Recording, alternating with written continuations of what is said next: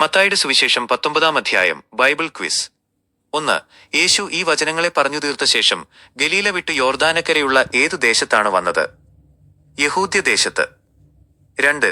യേശുവിനെ പരീക്ഷിക്കേണ്ടതിന് പരീശന്മാർ വന്ന് ചോദിച്ച ചോദ്യമെന്ത്? ഏതൊരു കാരണം ചൊല്ലിയും ഭാര്യയെ ഉപേക്ഷിക്കുന്നത് വിഹിതമോ? 3.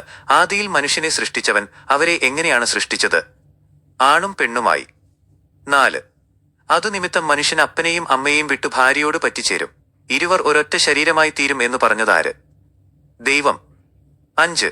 ദൈവം കൂട്ടിച്ചേർത്തതിനെ മനുഷ്യൻ എന്തു ചെയ്യരുത്? വേർപിരിക്കരുത്. 6. എന്നാൽ ഉപേക്ഷണപത്രം കൊടുത്ത് അവളെ ഉപേക്ഷിപ്പാൻ മോശെ കൽപ്പിച്ചത് എന്ത് എന്ന് പരീശന്മാർ ചോദിച്ചപ്പോൾ യേശു നൽകിയ മറുപടി എന്താണ്? നിങ്ങളുടെ ഹൃദയകാഠിന്യം നിമിത്തമത്രേ ഭാര്യമാരെ ഉപേക്ഷിപ്പാൻ മോശെ അനുവദിച്ചത്, ആദിയിലോ അങ്ങനെയായിരുന്നില്ല. 7. ഏത് കാരണം കൂടാതെ ഭാര്യയെ ഉപേക്ഷിച്ച് മറ്റൊരുത്തിയെ വിവാഹം കഴിക്കുന്നവൻ വ്യഭിചാരം ചെയ്യുന്നു എന്നാണ് യേശു പറഞ്ഞത്? പരസംഗം നിമിത്തമല്ലാതെ. 8. ഭാര്യയോടുള്ള ബന്ധം ഇങ്ങനെയെങ്കിൽ വിവാഹം കഴിക്കുന്നത് കൊള്ളരുതാത്തത് എന്ന് പറഞ്ഞതാര്? ശിഷ്യന്മാർ. 9. അമ്മയുടെ ഗർഭത്തിൽ നിന്ന് അങ്ങനെ ജനിച്ചവരും മനുഷ്യരാൽ അങ്ങനെയാക്കപ്പെട്ടവരും സ്വർഗരാജ്യം നിമിത്തം തങ്ങളെ തന്നെ അങ്ങനെയാക്കിയവരുമായ ഏത് വിഭാഗത്തെക്കുറിച്ചാണ് യേശു ഈ അധ്യായത്തിൽ പറയുന്നത്? ഷണ്ടന്മാരെക്കുറിച്ച്. ബ്രഹ്മചാരികൾ. 10. യേശു കൈവച്ച് പ്രാർത്ഥിക്കേണ്ടതിന് ജനങ്ങൾ അവന്റെ അടുക്കൽ കൊണ്ടുവന്നത് ആരെയാണ്? കുട്ടികളെ, ശിശുക്കളെ. 11. കുട്ടികളെ കൊണ്ടുവന്നവരെ ശകാരിച്ചതാര്? ശിഷ്യന്മാർ. 12. കുട്ടികളെ എന്റെ അടുക്കൽ വരുവാൻ വിടുവിൻ, അവരെ തടയരുത്, സ്വർഗരാജ്യം ഇങ്ങനെയുള്ളവരുടേതത്രേ എന്ന് യേശു ആരോട് പറഞ്ഞു? ശിഷ്യന്മാരോട്. 13. യേശുവിന്റെ അടുക്കൽ വന്ന്, ഗുരു, നിത്യജീവനെ പ്രാപിപ്പാൻ ഞാൻ എന്ത് നല്ല കാര്യം ചെയ്യണം എന്ന് ചോദിച്ചതാര്? ഒരു യുവാവ്, ധനികനായ പ്രമാണി. 14. നല്ലവൻ ഒരുവനേ ഉള്ളൂ, അത് ദൈവം തന്നെ. ജീവനിൽ കടപ്പാൻ ഇച്ഛിക്കുന്നുവെങ്കിൽ എന്തു ചെയ്യണം എന്ന് യേശു മറുപടി നൽകി, കൽപ്പനകളെ സൂക്ഷിക്കുക. 15. യുവാവ് ഏതെല്ലാം കൽപ്പനകളെന്ന് ചോദിച്ചപ്പോൾ യേശു പറഞ്ഞവ ഏതെല്ലാം? കൊല ചെയ്യരുത്, വ്യഭിചാരം ചെയ്യരുത്, മോഷ്ടിക്കരുത്, കള്ളസാക്ഷ്യം പറയരുത്, അപ്പനെയും അമ്മയെയും ബഹുമാനിക്കുക, കൂട്ടുകാരനെ നിന്നെപ്പോലെ തന്നെ സ്നേഹിക്കുക. 16.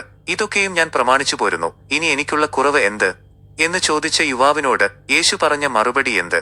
നീ തികവുള്ളവനാകുവാൻ ഇച്ഛിക്കുന്നുവെങ്കിൽ പോയി നിനക്കുള്ളത് വിറ്റ് ദരിദ്രർക്ക് കൊടുക്കുക, എന്നാൽ സ്വർഗത്തിൽ നിനക്ക് നിക്ഷേപമുണ്ടാകും. പിന്നെ വന്ന് എന്നെ അനുഗമിക്കുക. 17. യേശുവിന്റെ ഈ വാക്ക് കേട്ടപ്പോൾ ആ യുവാവ് ദുഃഖിതനായി കടന്നുപോകാൻ കാരണമെന്ത്? അവനു വമ്പിച്ച സമ്പത്തുണ്ടായിരുന്നതിനാൽ. 18. ധനവാൻ എവിടെ കടക്കുന്നത് പ്രയാസമെന്നാണ് യേശു ശിഷ്യന്മാരോട് പറഞ്ഞത്? സ്വർഗരാജ്യത്തിൽ. 19. ധനവാൻ ദൈവരാജ്യത്തിൽ കടക്കുന്നതിനേക്കാൾ എളുപ്പമുള്ളത് എന്ത്? ഒട്ടകം സൂചിക്കുഴയിലൂടെ കടന്നുപോകുന്നത്. 20. എന്നാൽ രക്ഷിക്കപ്പെടുവാൻ ആർക്ക് കഴിയും എന്ന് ചോദിച്ച് ശിഷ്യന്മാർ അതിയായി വിസ്മയിച്ചപ്പോൾ യേശു നൽകിയ മറുപടി എന്താണ്? മനുഷ്യർക്ക് അത് അസാധ്യമെങ്കിലും ദൈവത്തിന് സകലവും സാധ്യം. 21. ഇതാ, ഞങ്ങൾ സകലവും വിട്ട് നിന്നെ അനുഗമിച്ചുവല്ലോ, ഞങ്ങൾക്ക് എന്ത് ലഭിക്കും എന്ന് യേശുവിനോട് ചോദിച്ചത് ആര്? പത്രോസ്. 22. പുനർജനനത്തിൽ മനുഷ്യപുത്രൻ തന്റെ മഹിമയുള്ള സിംഹാസനത്തിൽ ഇരിക്കുമ്പോൾ അവനെ അനുഗമിച്ച 12 ശിഷ്യന്മാർ എത്ര സിംഹാസനങ്ങളിൽ ഇരിക്കും എന്നാണ് യേശു പറഞ്ഞത്? 12 സിംഹാസനങ്ങളിൽ. 23. 12 സിംഹാസനങ്ങളിൽ ഇരിക്കുന്ന ശിഷ്യന്മാർ ഇസ്രായേലിന്റെ എത്ര ഗോത്രങ്ങളെയാണ് വിധിക്കുന്നത്? 12 ഗോത്രങ്ങളെ. 24. യേശുവിന്റെ നാമം നിമിത്തം വീടുകളെയോ സഹോദരന്മാരെയോ മാതാപിതാക്കളെയോ മക്കളെയോ നിലങ്ങളെയോ വിട്ടുകളഞ്ഞ ഏവനും എത്ര മടങ്ങ് ലഭിക്കും? 100 മടങ്ങ്, കൂടാതെ നിത്യജീവനെയും അവകാശമാക്കും. 25. മത്തായി 19 അധ്യായം അവസാനിക്കുന്നത് ഏത് പ്രസിദ്ധമായ വചനത്തോടെയാണ്? എന്നാൽ മുൻപന്മാർ പലർ പിൻപന്മാരും പിൻപന്മാർ പലർ മുൻപന്മാരുമാകും.